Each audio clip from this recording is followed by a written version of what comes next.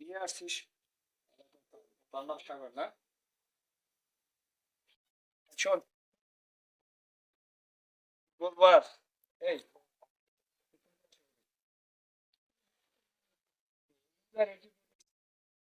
ওর আর আমার মেয়ের মধ্যে পার্থক্য কতটুকু সেটা জানিস? তুই কি করে আমার মেয়ের ভালোবাসলি? ভালোবাসার আগে কি একবার ভাবছিস যে আমার মেয়ে তোর বাড়িতে যে বউ হয়ে কিভাবে থাকবো? ভাইজান, আসলে মাপকাঠি দিয়ে যে হয় না, এটা আপনি নিজেই জানেন। একদিন আপনারাও আমারে আপনাদের বাড়ির বউ আনতে যাইয়া এইরকম করছিলেন। তাই কি আমি কি আপনাদের বাড়িতে ঘুরে আসি নাই? যদি উপরওয়ালা লেখা থাকে, তাইলে আপনি মাইয়া আমার বাড়ির বউ হয়ে যাইবে। অতীত সবকিছু ভুলে যাইয়া আমার মনে হয় না।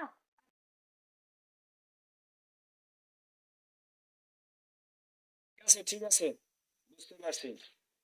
আমি তো এরকমই করছিল, বাইরে বুঝেও পারি নাই। ভালোবাসার পর আর ওখানে জোর করলেও কিছু হয় না, তাদের সম্পর্কের আত্মার সম্পর্ক হয়ে যায়। দেখা যাক আমার মেয়ের এটা কি। মায়া, মায়া,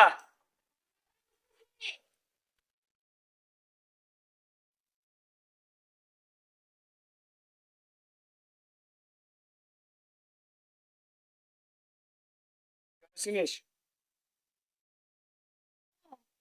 তো ওর সাথে তোর কি সম্পর্ক?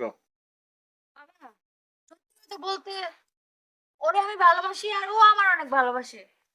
এখন যদি ওর সাথে তোর বিয়ে না দিয়ে অন্য কোনো জায়গায় বিয়ে দেই, ভালো ছেলে দেখে। না বাবা, আমি অন্য জায়গায় বিয়ে মেয়ে করবো না, আমি ওরে করবো বিয়ে।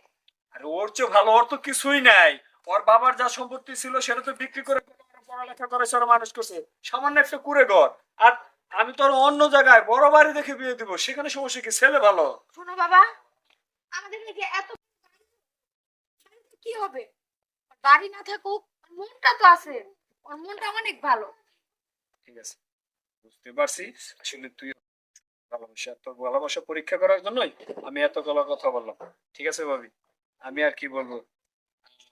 তুমি যখন বলেই ফেলছো ওদের মুখের দিকে তাকে, তাই আমি আর দ্বিমত না করে রাসেলও বায়না ধরলো ওদের হাত যদি এক না করে দেয় রাসেলও একটা দুর্ঘটনা ঘটাবো। এই ওদের হাত আমি এক করে দিলাম, আর তোমাকে একটা দায়িত্ব দিয়ে দিলাম, যেভাবে পারো রাসেলের জন্য একটা মেয়ে দেখে রাসেলকেও বিয়ে করে দাও। ঠিক আছে? আর এক্ষুনি তুমি মায়াকে আর সাগরকে নিয়ে তোমার বাড়িতে চলে যাও। যা হবার তোমাদের ওখানে অনুষ্ঠান হবে, আমি আসতেছি। আচ্ছা যাও মা, যা। বাবা, যাই। আচ্ছা, যা। আসসালামু আলাইকুম। যা, তুই ওদের সাথে যা। আচ্ছা। যাক, কি আর করা, তো সম্পদ কি হবে? আসলে কথায় আছে না, সবার উপরে মানুষ সত্য। মানুষের মাঝে তো ভালোবাসা সবকিছু হয়। আমিও মেনে নিলাম, কি আর করা।